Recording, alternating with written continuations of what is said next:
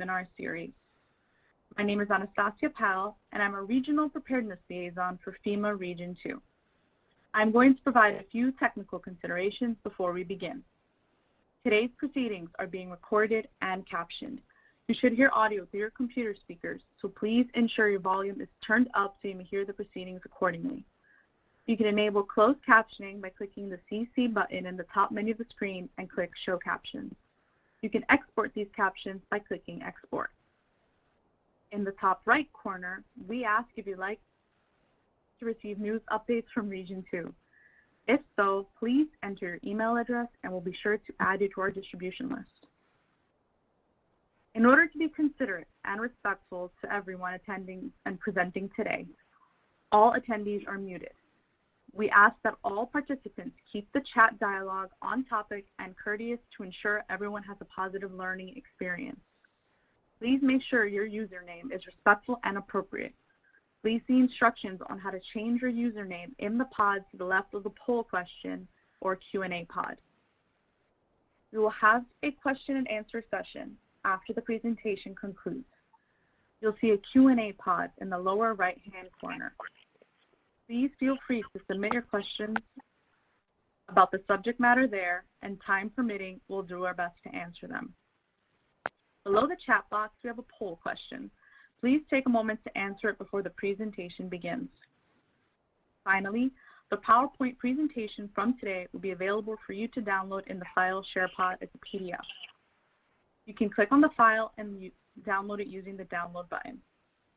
With that, I'd like to turn it over to the FEMA Region 2 Community Preparedness Officer to introduce our speakers in today's proceedings.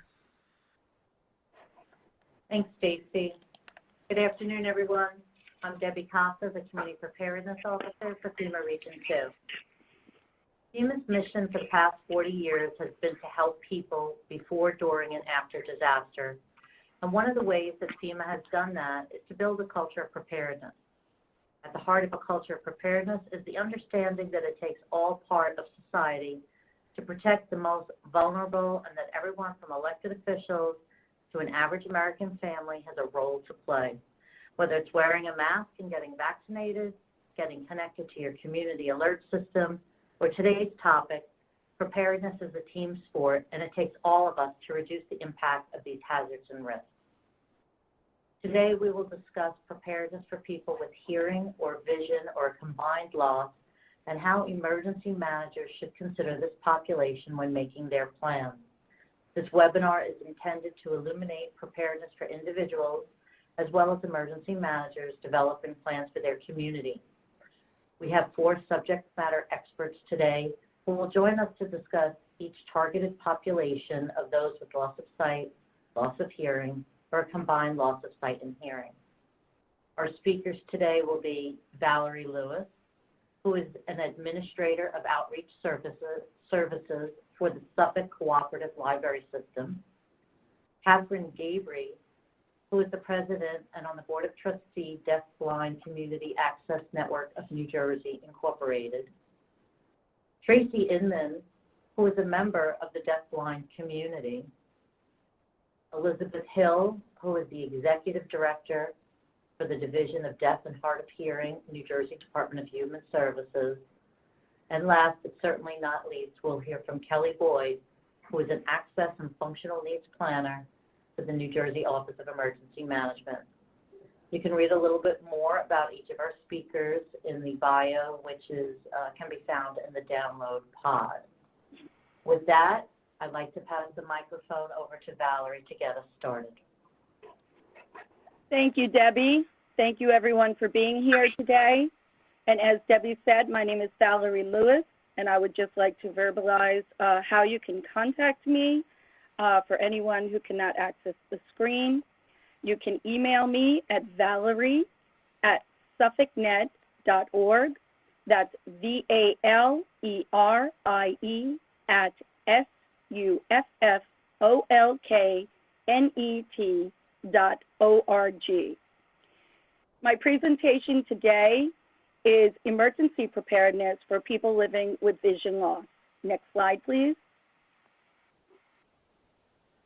I wanted to begin my presentation with reminding everyone FEMA does a large variety of webinars on inclusive emergency management, and 2 previous webinars that I was very privileged to be involved with, which are still very relevant today, were offered in August of 2020. I've included that information here in the slides so that you will have access to them. They are geared toward emergency management planners and responders, and the information that I will share today will be more geared toward the individual. Next slide, please. Let us start out with the notion that preparedness is in the hands of the individual. While Debbie pointed out that this is a community effort, and of course it is much our responsibility to make sure that we try and gather preparedness and recovery information as much as possible in order to be ready for any type of man-made or natural disaster. And we can do that by participating in local and national preparedness trainings, just like you're doing today. The other thing that we need to remember if we are living with vision loss, most of the information that's available for preparedness and recovery, and even for the planning process, is available online. So we need to make sure that we do demand emergency preparedness and recovery materials in formats that are accessible to you. So that means the format may be different for everyone involved. Make sure that you are getting information that is accessible to you. Next slide, please. The few areas that we will look at are preparedness and vision loss, our general preparedness, preparedness specific to you, communication strategies, service animals, technology, and daily living basics. Next slide, please. And I do want to point out that we have several presenters today, so I'll be going through these slides quite quickly, but all of the information you will have later on, and again, you will have my contact information for more in-depth kind of resources. So the first thing we can look at is general preparedness. And again, it's so important to state that you want to participate in trainings from local and national organizations that offer in-person and online preparedness trainings for people with disabilities. That is a great place to start and at your convenience to be able to attend these types of trainings. The other thing to keep in mind is evacuation plans. If you are a person living with vision loss, you are not able to drive. So if you cannot drive, you want to make sure that you are planning ahead as to how you will evacuate an emergency situation. So you want to make sure that you are first and foremost registered with any type of evacuation database that either serves your village, your county, your town, or your state, so that someone will know you need assistance in evacuating. You will also need to have more than one person who will be able to drive you to a safe location or shelter. So that means that don't just rely on one person who might normally drive you places. You want to make sure that you have 2 or 3 people in mind that are able to, if one is not available, maybe one can't get to you in an emergency, they may be having their own emergent situation, they may be away, and so you need to plan ahead as to how you would get from one location to another if you do not drive. You also want to make sure that the people you are putting on a list of possible drivers can accommodate the needs of your service animal or any type of equipment you may use in order to get everything there safely. And finally, you want to plan for an emergency both at home and away from home. So when you're thinking about having things with you in an emergent situation, think about your to-go bag. Do you have one at home? Do you have one at work? And do you bring one on vacation? Next slide, please. Preparedness specific to you. If you are living with vision loss, you are probably using some different types of devices and technology that make your life more accessible. Items that you use on a daily basis may be tactile or talking, and you want to make sure that you have those types of things in a to-go bag or any types of preparedness materials that you have. The technology you use may be specific to you as well. Often, different types of devices for people living with vision loss need specific types of accessibility features, and you want to make sure that those devices are working. So you want to make sure that you've also included batteries and chargers for those devices. Keep in mind medications and how are they labeled. When you're taking them at home, you may have a magnifier or special lighting that helps you see the medication that you're taking. But in an emergency situation or in an area where there may be no electricity, you want another way to access your medication, so labeling is very important. Contact information for those you need to contact. Often the information is in our cell phones, and if we can't access those cell phones for one reason or another, we want to make sure that we have important contact information in formats we can use. Large print, braille, and audio, whatever works best for you. Important documents, information about banking, insurance, health records, again, in a format that's usable to you specifically. These are things you may be able to see at home with an electronic magnifier or appropriate lighting, but you want to make sure that if you're not in that setting, you have it in a format that's usable to you, large print, braille, or audio. Think about a device that you may use to get around, an extra cane or guide stick. If there is an emergency, typically there would be debris or rubble, and your cane may get damaged or broken. So always have an extra cane on hand so that you will be able to maneuver as safely as possible rather than having nothing to be able to guide you. The same is true for hands-free access to a to-go bag and other materials that you'll have. You want to have some type of crossbody bag or backpack so that your hands are free to be able to feel in what direction you may need to move. In using your hands, you want to stay safe, so you want to make sure that you also pack a pair of heavy-duty work gloves so that your hands don't become damaged from broken glass, rocks, debris that may be strewn all over the place, but you are feeling your way to get through. You also want to have accessible writing tools and materials. If you are a person, again, who relies on some type of electronic magnifier and you may not have access to that, you will want to have something like a pad and large, thick-tip black marker so that you will be able to write down information. Additionally, if you are a person who is relying on Braille, you will want to have a slate and stylus with you so that you are able to continue to communicate in the format you use best. Next slide, please. While there are many resources out there, it's important to understand that you want to begin with organizations that provide services to people living with vision loss. The list here is a very select list, by no means comprehensive list, of organizations that can provide you with information about living with vision loss and also being able to find other resources about emergency planning if you are living with vision loss. Things like the American Foundation for the Blind, the National Federation of the Blind, the American Council of the Blind, Helen Keller Services for the Blind, and of course your local independent living center. Next slide, please.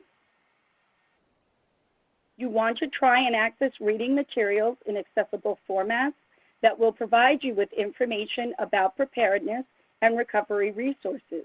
You can do that through organizations like the National Library Service for the Blind and Print Disabled, through things like Newsline for the Blind, Bookshare, Learning Ally, and of course by using audio devices that are like Alexa and other commercial products that are out in the market that will give you access to audio information. Next slide, please. And then my final slide focuses on accessible preparedness and also COVID-19 resources in accessible formats. As I mentioned earlier, FEMA offers a wide variety of webinars on inclusive emergency management and emergency preparedness for individuals with disabilities. I've included a link to the overall page and hope that you'll visit that page to be able to get information. And then the other resource on this page is the CD site. CD is a partnership between the Centers for Disease Control and Prevention and the Georgia Tech Center for Inclusive Design and Innovation. This site offers a wide variety of information on creating inclusive print materials for people with all types of disabilities, including things like making sure how to create easy reading materials for people who have low literacy skills and people who are living with different types of print disability challenges. I encourage you to visit both of these sites to gather as much information as you can from both the emergency planning site in creating your materials to communicate with people living with vision loss, and also to be able to be a prepared individual and in the event of an emergency, know what actions to take ahead of time to be able to save the lives of you and the people you're responsible for. I thank you for your time, and I look forward to your questions later on.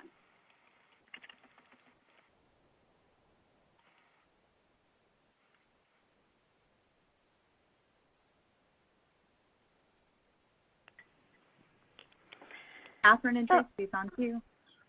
Hello, everyone. Thank you for inviting Tracy and I to be here this afternoon, and thanks for everybody for coming.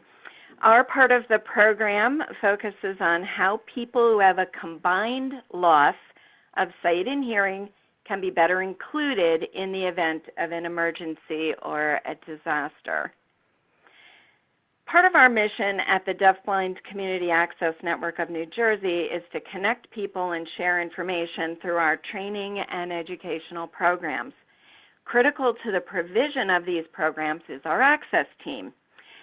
This team is comprised of deafblind people who offer their experiences and perspectives as our trainers and presenters in our programs. They've provided the content for my part of this presentation, and then Tracy will talk about some of her personal experiences with dangerous weather situations. The term deaf-blind describes people who have a combined loss of sight and hearing. Many people with this diagnosis prefer to say that they just don't hear or see as well as other people, or as well as they used to. Deafblindness is the lowest incidence disability, but as people are living longer, it's also the fastest growing disability among seniors. With estimates of about 270,000 deafblind people in our region, our access team has asked me to share their concerns and tips for your consideration to ensure that these folks stay as safe and comfortable as possible in the event of an emergency situation. Their concerns and tips fall into two main categories: communication and technology. Everyone who's considered deafblind has a hearing loss. Some communicate in sign language, some use their voice. Either way, hearing loss makes communicating challenging in emergencies because traditional alerting methods like sirens, shouted warnings, knocks on doors, radio announcements, all of these are useless when you can't hear them. And captioning on TV or internet news isn't always available, especially if the power's out. One strategy that I'm willing to say will be successful in person is patience and a willingness to try to communicate. Excuse me. I know that's not easy in a stressful situation where time is of the essence, but taking a few minutes to create trust and establish communication will, in the long run, ensure safety more quickly. Here are some communication tips from our Access team. First, if you have to come to my home, text or call ahead of time or when you're on the way so that I can be ready and expecting you. Also, text or call to let me know you've arrived. Texting and calling will work for me in a shelter too.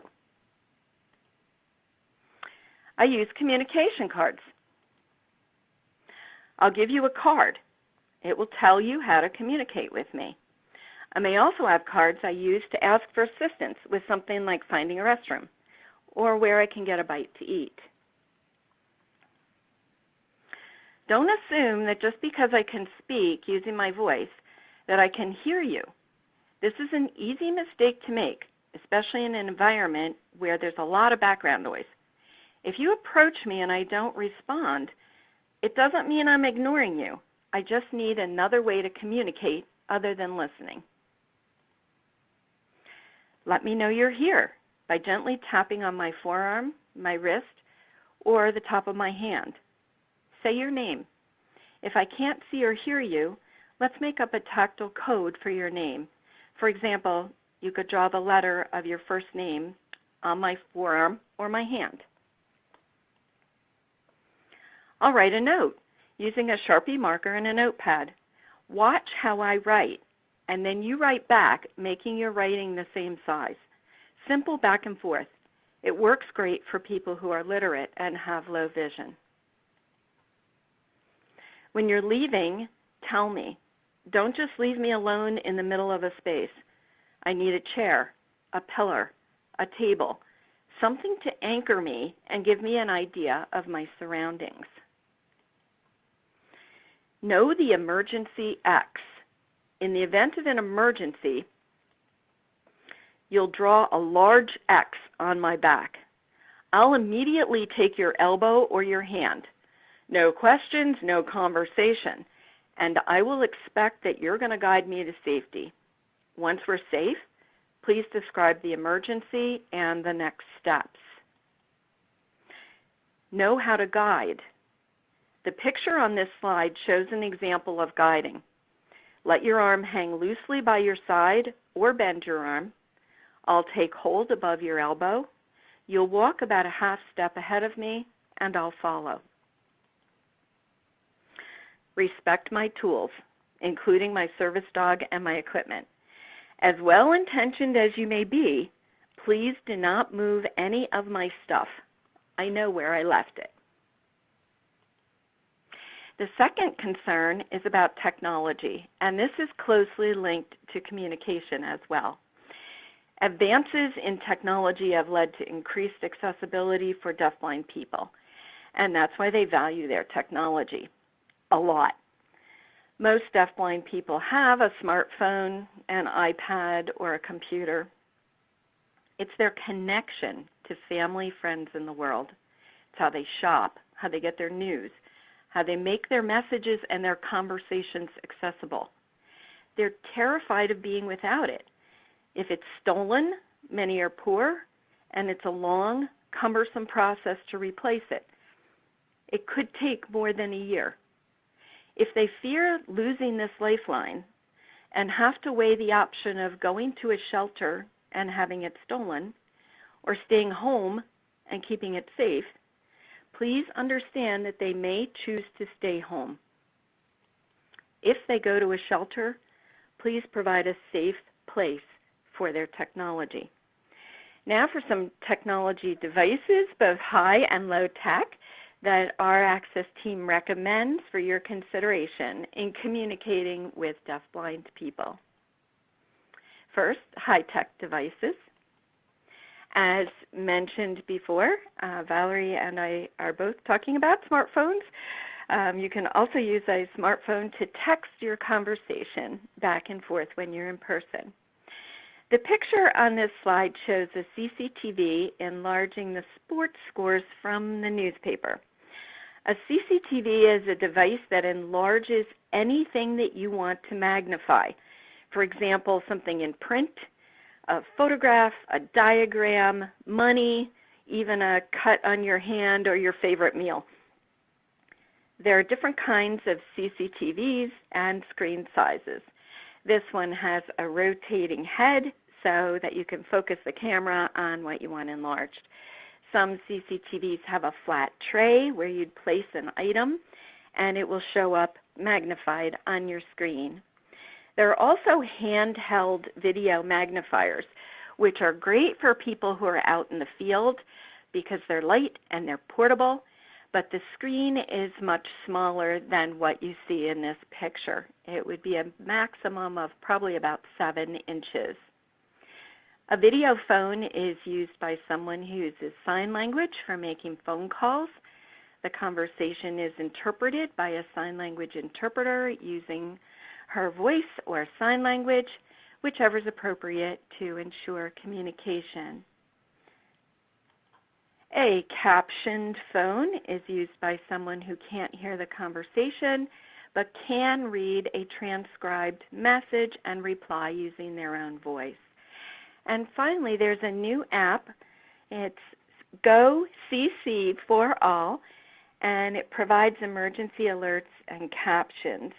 This new app was circulated in Florida last fall in preparation for and during Hurricane Ian. It's free and it can be downloaded onto a smartphone.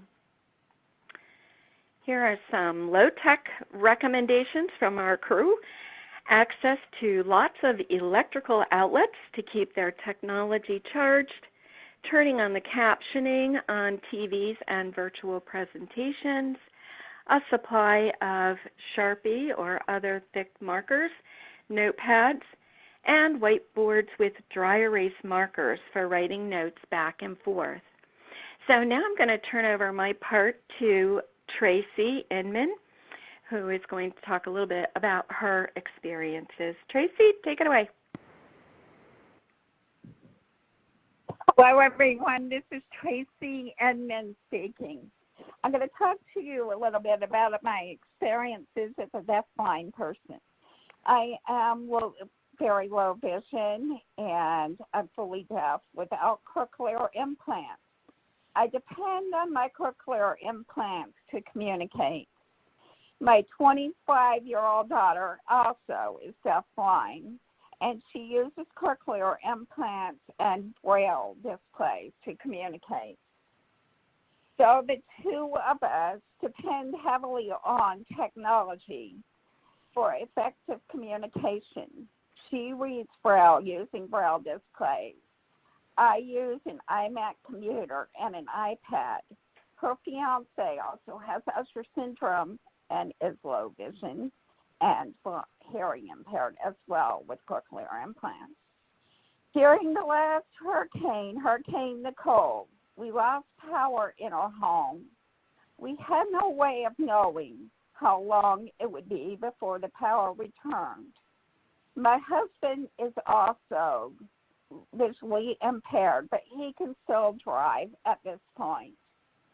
Because our generator was going off and on during the storm, we were frightened that we would into isolation without our technology. So he braved the storm with all of us in our vehicle with high winds to get us to my mother's condo 15 miles away so that we could have power to charge our technology. During Hurricane Francis, we chose to stay with no backup power was out for over 8 hours. It was a very scary situation. Water was coming in under the dorm. We didn't know what we were going to be able to do. So because of that situation, we weren't willing to brave it a second time during Hurricane Nicole when we also lost power. We've had friends who live in St. Augustine, and they are both deafblind as well. And they lived near the water. So water was coming into their lower floor, and they were constantly having to pump the water out using the shop vac. She said to me, Although she would like to evacuate, she fears someone messing with her technology in a shelter. She fears not being able to communicate with other people at the shelter or shelter employees. I have that same fear. So when given a choice between going to a shelter and staying in the storm, I would prefer to stay. I would recommend highly that FEMA, the Red Cross, and other emergency officials look for ways to provide vouchers for people who are deaf and blind to be able to go to hotels during a storm. Perhaps make an agreement, a memorandum of understanding with a centrally located hotel, such as the Dorian and Suites, where meals are provided twice daily so that deafblind people can be together with other deafblind people that they know, and with those that will provide them with auditory and visual information. These individuals are called co-navigators or support service providers, and in some cases they're called access providers. These people are the lifeline for the deafblind community, providing them with effective communication and audio-visual information.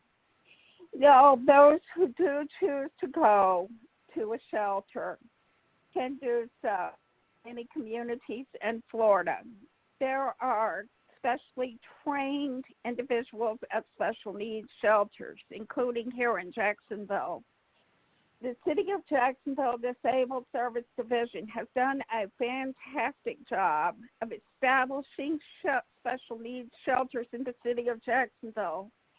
People who are blind, visually impaired, or deafblind can call ahead of the storm to paratransit services, Jacksonville Connection, Jacksonville Transportation Authority Connection. They will provide them transportation to the shelters, and specially trained staff, including interpreters, are provided there as well. The problem for deafblind people is that when at a shelter, you're in a very unfamiliar situation with people you do not know. And often one interpreter cannot interpret for everyone. A deafblind person has varying needs of communications. As Catherine explained, some may use their voice, some may use tactile sign language, some may use language tactile, and some may use varying forms of American Sign Language. So specially trained interpreters need to be available for each deafblind individual to meet their varying communication needs. It's a very scary situation for us, but I recommend that every deafblind person have a plan of what you are going to do. Know what your plan is.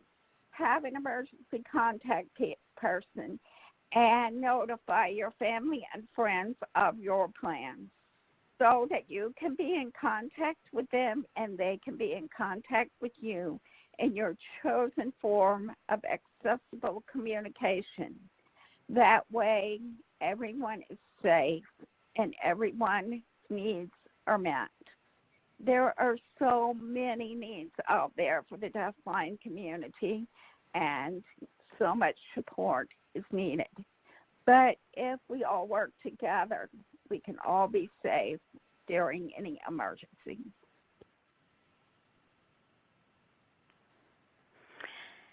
Thanks, Tracy. This is Kathy, just wrapping up our part of the presentation. We look forward to your questions. Please consider us as a resource for learning to guide how deafblind people use their technology, how they communicate.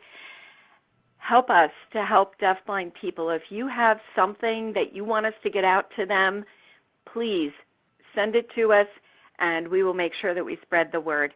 Our website is dbcannonj.org, and you can contact Tracy or me through my email, which is kgabry@dbcannonj.org.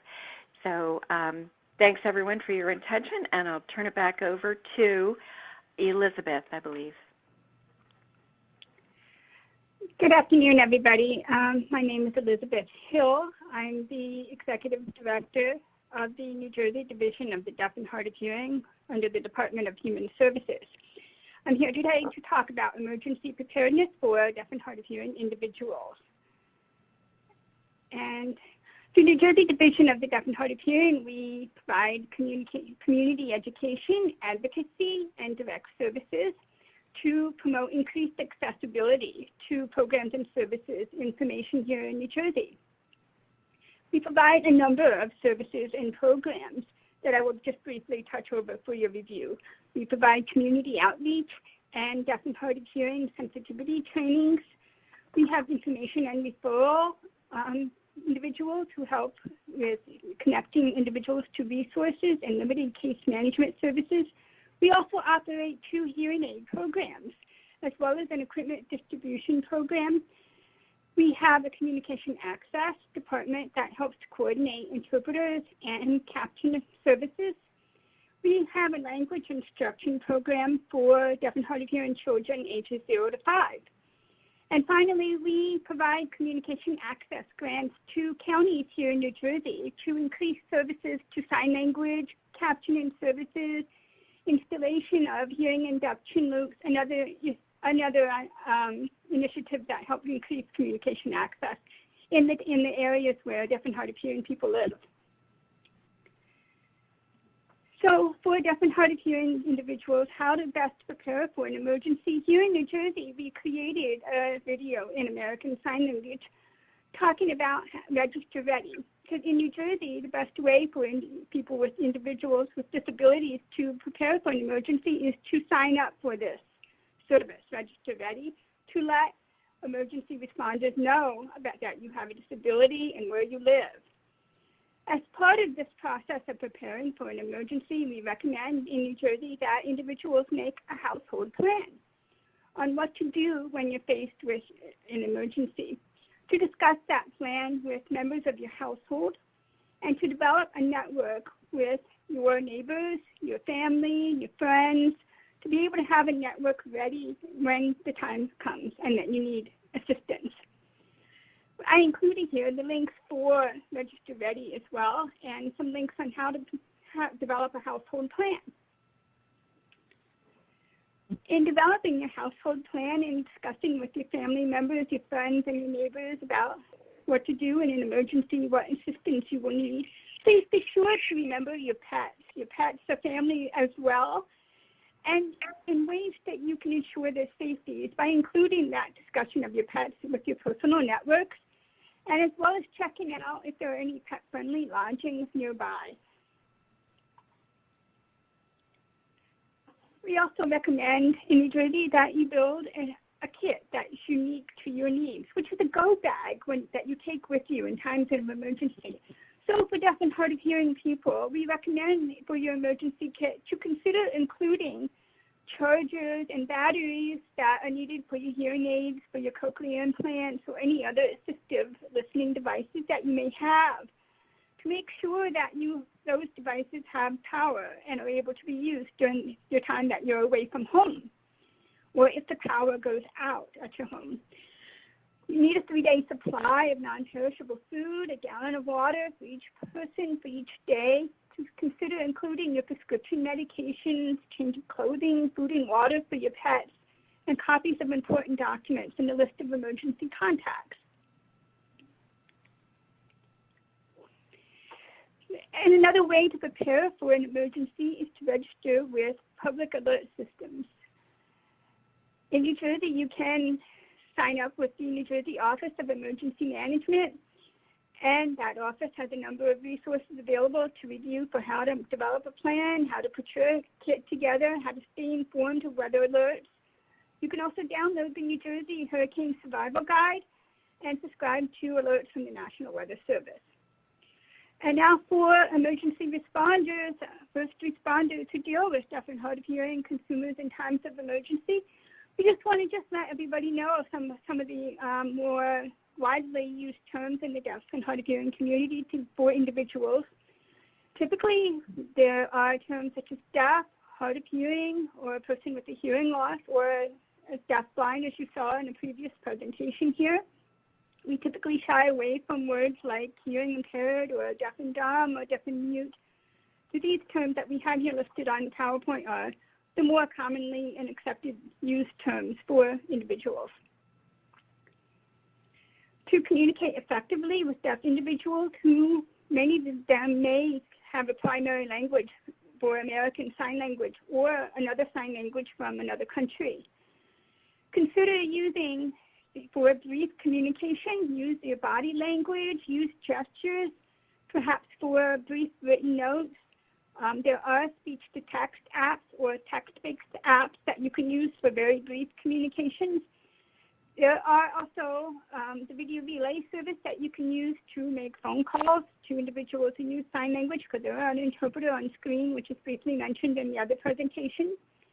For more complex communication, for more in-depth communication, it's advisable to use certified sign language interpreters, and in some situations, use certified deaf interpreters.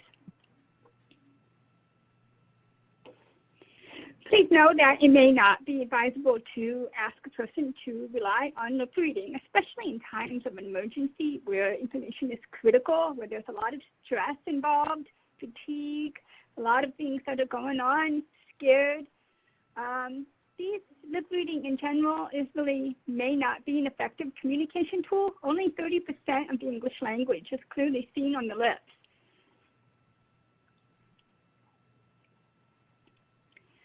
For hard of hearing individuals who rely on their hearing to communicate and may not use American Sign Language, some effective communication tools that you can use is to make sure that you're facing the person when you're talking, to avoid covering your mouth or your face area, because that will take away their access to visual cues. Make sure that you have their attention first before communicating. Try to speak clearly and naturally. Be aware that, if there's background noise, if there's an ambulance going by in the background, or if there's a TV blaring in the background, that can impact the person's ability to hear you. So every effort can and should be made to reduce background noise when trying to communicate. And the other thing is to be aware of environmental interferences, such as if there's a lot of glaring light, or if there's a shadow on you, if you're in a dark place where they won't be able to access those visual cues that are happening on the face and your body while you're talking, that will impact their ability to hear you. And of course, for more in-depth communication, feel free to have a CART reporter, communication access real-time translation provider, to provide captioning for the conversation. Use assistive listening devices to amplify sound for that person. And there are text-based apps, speech apps, that can be used as well for brief communication. For emergency shelter facilities, it may be advisable to have on hand. Make sure you have plenty of paper, pen, pencils available for brief written notes. If there's a television there at the shelter, to make sure to turn on the closed captions. It's helpful to have plenty of visual signage in the facility to indicate key services or key points, where the entry are, where to go for services, how to ask for accommodations. If there are public announcements made, it might be helpful to have a scrolling reader board in the facility so that any PA announcement made, that they can read what's being said on the reader board. And sometimes having a general picture board might be helpful just to communicate basic needs in the event that you don't have an interpreter available. If the person's not able to communicate in English, just general picture boards might be helpful for just basic communication. You may also want to have a designated area for a person to store their assistive technology.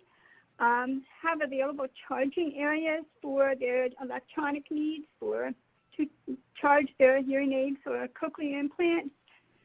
And, and sometimes for individuals whose primary language is American Sign Language, they may be interested in knowing if there are shelters that have maybe a critical mass of other deaf people who use sign language so that they can shelter together.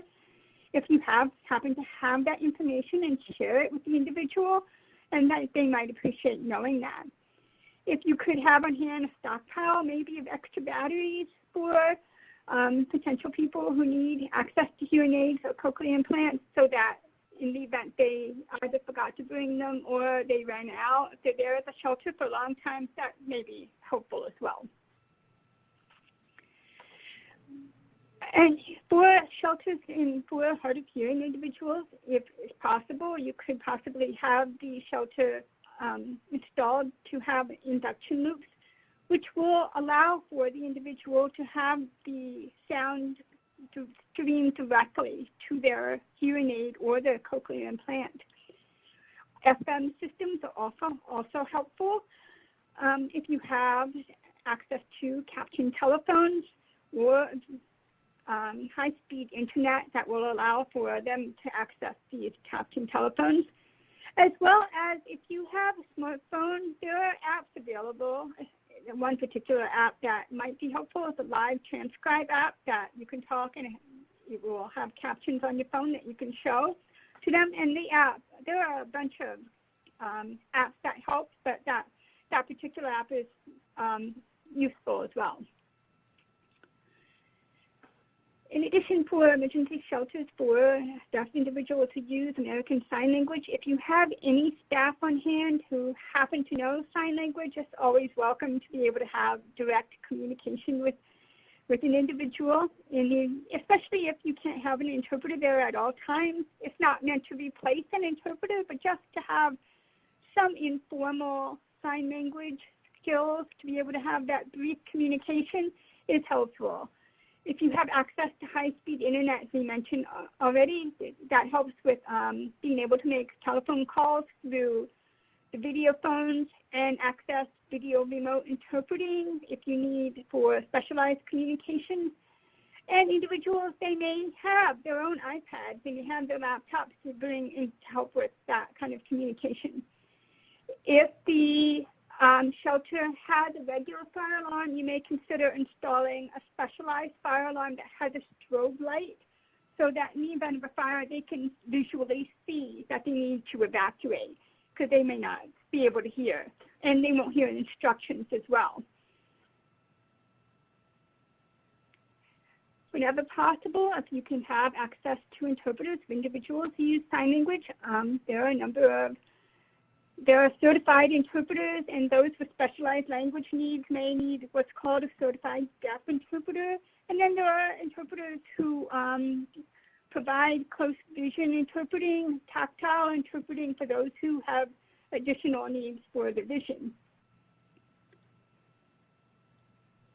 And here on the screen, I just have pictures of some of the technology I was referring to. On the left side, this is an example of how a loop would operate. If the room is outfitted with a loop, then the sound can go directly to that person's hearing aid or cochlear implant. The second picture is an example of an FM or assistive listening devices that will amplify sound. And the picture on the far right is an example of an app that has captioning, and the bottom is a picture of the captioned telephone, which we've seen previously here. Here on this screen, as you know, you see the television with closed captions, an example of a picture board for brief communications. And then the bottom left is an example of a public video phone. If you have that in a shelter for individuals who use sign language can access telephone communications. And then the middle picture is an example of video remote interpreting, where a person can have an interpreter come on screen and to use that in communication. And then that other picture on the right is an example of a fire alarm that has a strobe light.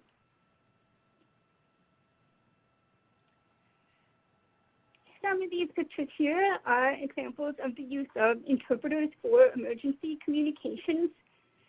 And in wrapping up, some recommendations is for individuals who are deaf and hard of hearing. They can sign up here in New Jersey, sign up for Register Ready, for first responders, emergency responders. It's helpful if you can just learn some conversational ASL to make that initial connection. Be aware of effective communication strategies. And if you are in New Jersey and you need additional advice, recommendations, consult, you can always call our office here at the Division of Deaf and Hard of Hearing. And in wrapping up, the last slide has our contact information, a phone number, and our hours, and our email. Thank you so much.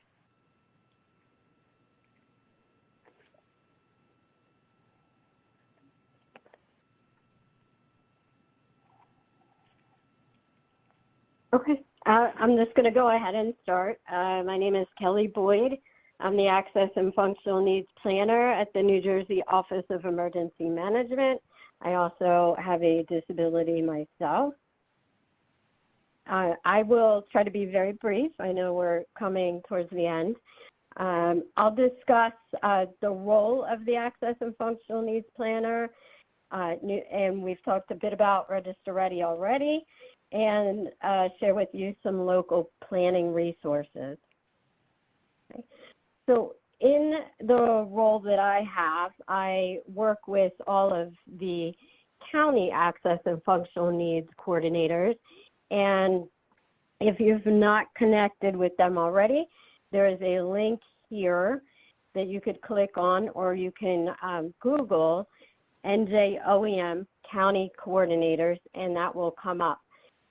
State and county access and functional needs coordinators work toward integrating individuals who not only have disabilities, but also access and functional needs, which could mean they do not have transportation or cannot drive.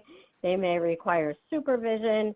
They may not be able to speak English or have trouble communicating. A variety of issues like that. We also coordinate with emergency management from around the state. Could be at the local level, county level, anything like that. And we work closely with the Department of Health, and locally, countywide, statewide, and the Department of Human Services, as well as other disability-related agencies and organizations to help enhance emergency preparedness and response efforts so that they are inclusive of people with all types of disabilities and access and functional needs. We have County AFN, and that's the abbreviation, coordinator meetings quarterly, unless we're in the middle of a major disaster. Then we'll meet more often as needed. At the meetings, we do agency briefings, so everybody from the various state agencies that attend give a quick update on what they're working on. We offer training opportunities and also discuss best practices, litigation, legislation, or any concerns that are out there. Some of the other participants include EMS, other government agencies, hospital associations, VOAs, voluntary organizations active in disaster, community organizations active in disaster, and emergency management offices, among others, like the Red Cross and things like that. All the members have unique skills and knowledge and experience that help to inform planning efforts for all types of disasters, and that could be a snowstorm, hurricane, bioterrorism, you name it. New Jersey pretty much experiences it all. And we work to improve response efforts, as I mentioned, and enhance access to the programs we offer, not to mention any sheltering that's needed and other emergency management activities. A lot of times we conduct exercises to ensure that our plans are properly inclusive, and if we see an issue, we can deal with it on what we call Blue Sky Day when there's not an emergency taking place. Okay. Also, I'm part of the New Jersey Group for Access and Integration Needs in Emergencies and Disasters, NJGAIN, and this is a group, it's a statewide advisory body that meets regularly to address issues that affect, again, those with DAFN, disabilities and access and functional needs, before, during, and after an emergency or disaster. It is currently co-chaired, or I should say more so chaired, by the Executive Director at the New Jersey Department of Human Services, OEM, and I'll assist as need be. We work as a group to identify issues that are likely to affect emergency managers and first responders as they attempt to assist those with DAFN before, during, and after emergencies. The group may also make recommendations, develop solutions to various issues, draft or support, or maybe even comment on proposed legislation. If there's any issues, we'll discuss that. Talk about different policies and provide commentary on that. Create MOUs, memorandums of understanding, and also sometimes create different products and programs. Like we've put out brochures on what agencies provide during an emergency situation. Okay. Core advisory groups. Probably about 2/3 of the counties have a core advisory group, which brings together emergency managers and others who work in the field with disability advocates. And advocates could be someone who just a member of the general public, or someone who works for, say, the Center for Independent Living in that county. And this is a picture of the Union County Core Advisory Group for those who are able to see it. It's a mix of several members, as well as the County Access and Functional Needs Coordinator. So these groups have really impressed me. A lot of them run exercises and offer trainings, and some meet every other week, some meet quarterly. It depends on the county. But if you're interested in being part of that, you can contact me. My information will be at the end, or reach out to your County Access and Functional Needs Coordinator. They also work to create solutions to problems before an actual emergency. So they really appreciate folks weighing in on what they think might be a great solution to any issues out there, or implementing best practices. So sometimes, emergency managers may not know about something that the disability community is aware of. So that's a great group to be a part of. And again, here's a link to register ready. You can also register by calling 211. And just to go quickly, because I know my time's up, I'm also part of the State Shelter Task Force. We've met with every county and have been meeting with major cities to make sure sheltering efforts are inclusive. And also many counties have a CERT program where people can volunteer their time, and if you have a disability, we more than welcome you to join. They are inclusive, and that's Community Emergency Response Team. We also have a service animal working group that meets several times a year to make sure that shelters are prepared to have service animals stay if need be, and we also provide guidance on working with service animals and what the needs might be for emergency managers and other responders. And that is my phone number and my email. I do prefer email for those who are able to do that if you have any questions or comments. Thank you. Wow, that was a lot of information.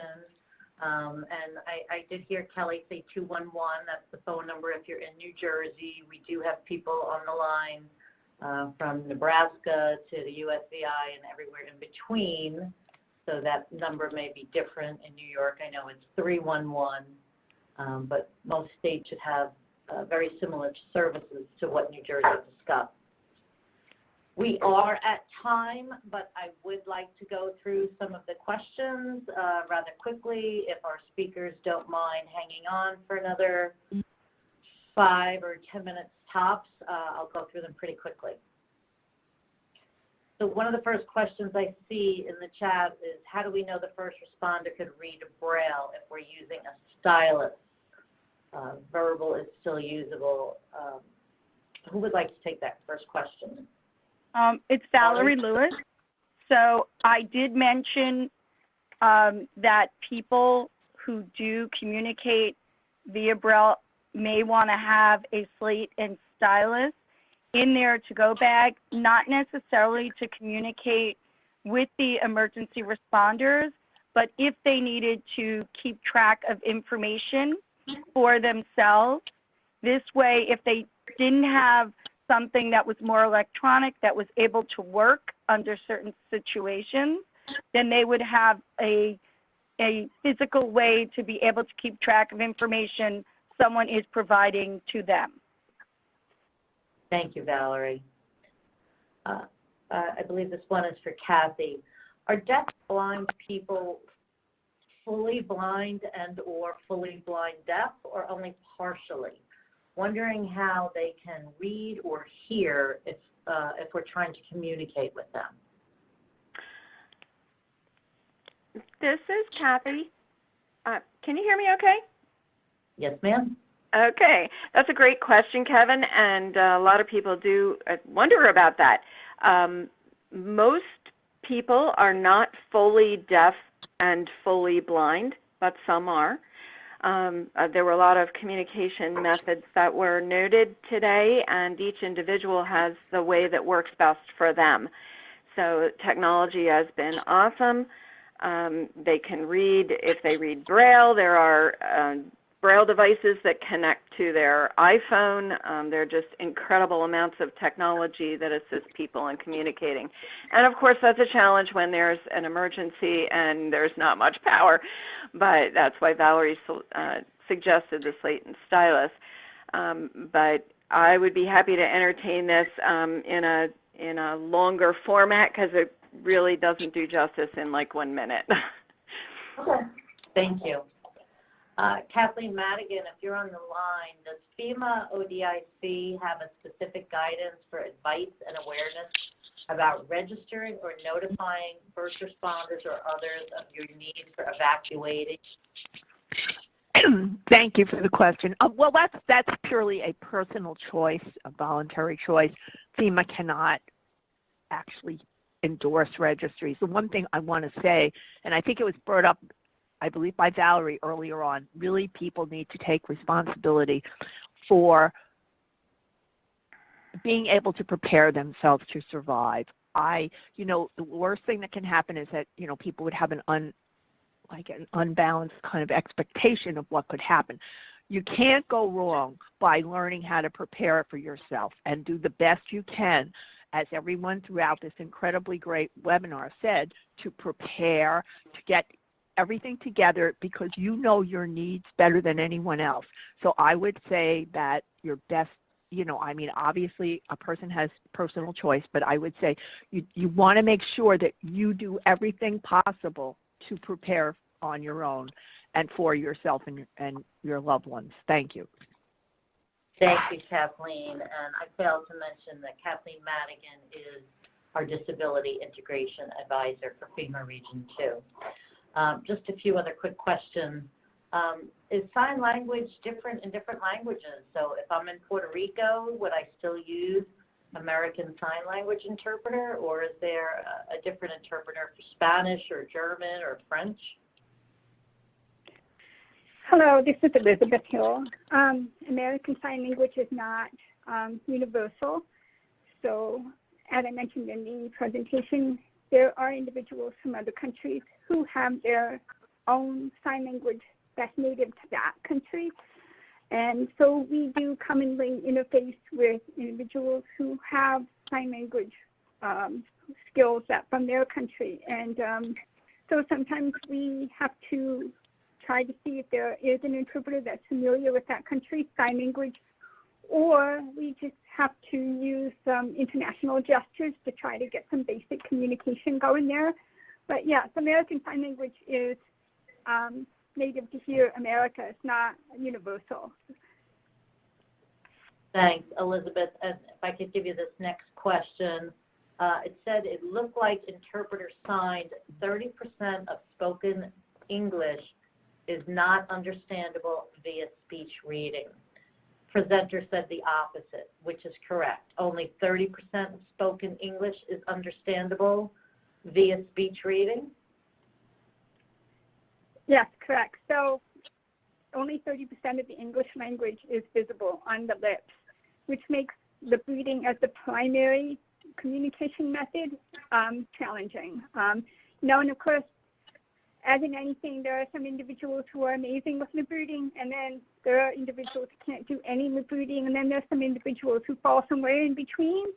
But as a general rule, especially in emergency situations where people are stressed, they may not have access to their hearing devices, they're scared, the ability to lip read is impacted. So it's not recommended as a primary communication strategy. And that's why that presentation focused on a number of other communication strategies to make sure that we're having effective communication with people who are deaf or hard of hearing. Thank you. And this could really go to any speakers. I was wondering, a lot of these assistive technologies can be pretty cost prohibitive. Are there financial resources available for individuals to pay for some of these technologies that were discussed today? This is Catherine Gabry. I'll start it. The FCC has a program called the Deafblind Equipment Distribution Program. It's called ICANN Connect, and it is available for those who financially qualify to get communication devices. So that could be anything like a cell phone or an iPad or a computer. And there are other resources I'm sure Elizabeth would mention regarding telephones and such. And this is Valerie. There are also different states have technology loans that are at a lower interest.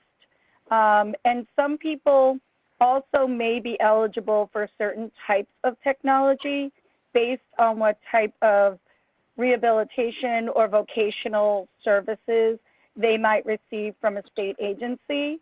And that differs from state to state. It also differs from age to age and whether or not you are a person who may be in school or a person who is working or a person who is at home. So there are some forms of what might be considered assistance. But yes, most of the technology is quite expensive, and it can be a barrier to many people having most of the current technology that's out there. Thank you. This is Elizabeth. I'm Director of the Division of Deaf and Hard of Hearing here in New Jersey. Our office provides a number of programs for technology. We have an equipment distribution program for people who meet income guidelines. We also have 2 hearing aid programs that are really reach a wide array of people here in New Jersey. And finally, we have issued what's called communication access grants to counties here in New Jersey, which allows for the local counties to increase communication accessibility through sign language interpreters, hearing induction loops, captioning services. And so the first time that we did this was last year, and 11 counties were able to get these grants to increase accessibility in the areas, in the local areas where deaf and hard of hearing people live and work. So here in New Jersey, we do have a number of resources available. And like another individual just said, that every state is a little bit different and has different resources. Okay, and I believe Tracy wanted to add to the conversation before we go to the next question. This is Tracy speaking. Can you hear me? Yes. Okay, I just wanted to add that many centers for independent living around the country have equipment loan programs that will provide effective communication equipment for those needing to borrow that equipment. Here in Florida, we also have Florida Alliance of Assisted Services and Technology, and FAST is provided throughout the state of Florida. And they will provide any type of mobility or communication equipment on a temporary loan basis to try out And then if the individual wishes to purchase the technology, they have what's called New Horizon Loan Program. That is a very low interest loan that will help them to purchase the technology. Thank you, Tracy. In the interest of time, I'm going to just ask 2 additional questions as soon as the screen starts moving. The question was about whether or not, how can we ensure that the technologies being used in shelters are safe when deafblind clients go in. It seems to be critical to ensure their safety when they can't remain at home. Any suggestions?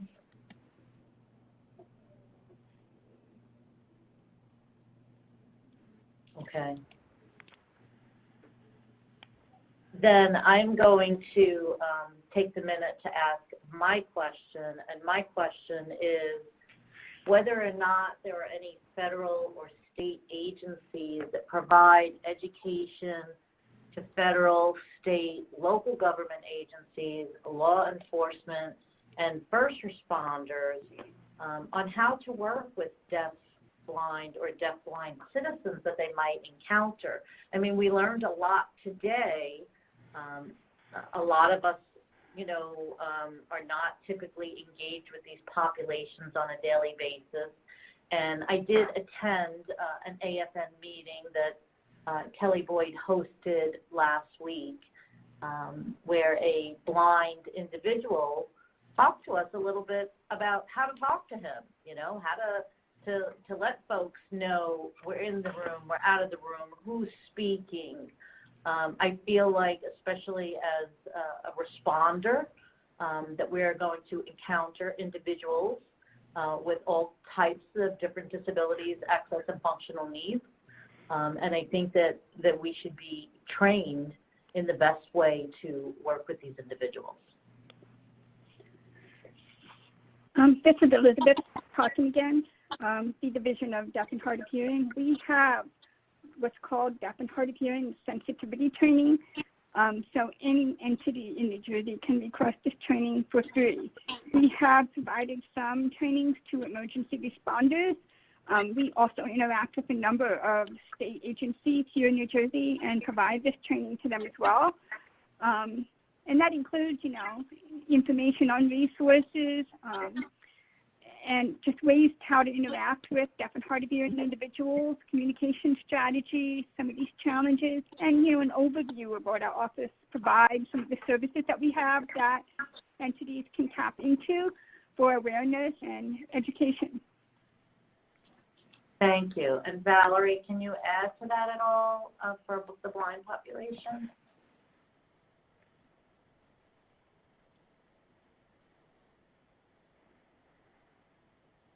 Valerie, do you know if there's any? Hello, can you hear me?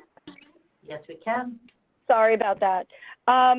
So I think, again, that's kind of, if you look around in different areas, different organizations and agencies take on the role of providing different types of awareness training.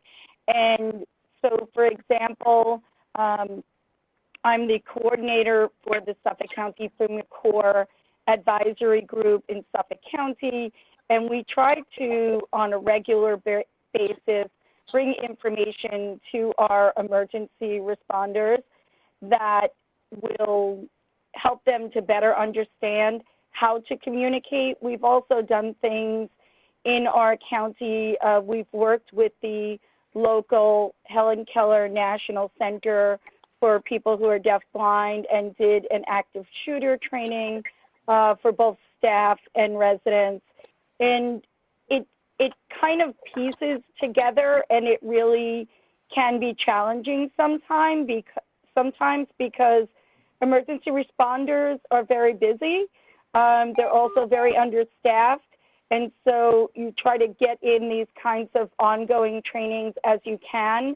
But I'd have to also say that one of the trainings that I've attended in New York State is from the emergency preparedness training for emergency planners and everything from the University of Niagara in upstate New York. And they do an excellent job, and a lot of people who are in emergency planning do attend that type of training as well. Thanks, Val. We are going to change screens to the poll now. So interpreters, the cameras are going to go off. If you want to bring them back on, you'll need to manually turn them back on. I'd like to thank our speakers today. We did have well over 200, close to 300 people on today's call. I think the information was beneficial. I hope that people will refer others to hear today's recording. Stacey, you can go ahead and move to the poll view. I'm going to ask the participants that are on the line if they wouldn't mind taking, another minute or two just to answer those 6 questions. We want to bring programs to you that you find value in. I see a lot of value in today's program. Would you like to see more programs like today? Or are there other programs maybe that we haven't provided that you'd like to see us provide? In the meantime, we do have some other webinars coming up. Kelly Boyd is going to be talking about responding to the disabilities and access and functional needs community. That is a module that was developed specifically for CERT. So if we have any CERT volunteers on the phone, please spread the word. We also will be featuring open organizations preparing for emergency needs. That's for small faith-based organizations, small businesses, small community-based organizations. I consider it a precursor to COOP, or continuity of operations, but in layman terms. And then lastly, we will be talking about the Assistance to Firefighters Grant Program. The NOFO has been released. That's on January 30th. That is a great opportunity for any local fire program to fund some much-needed equipment. I apologize for keeping everyone over. Thank you to all our speakers, and thank you to all our participants for your patience today. It has been phenomenal. Thank you.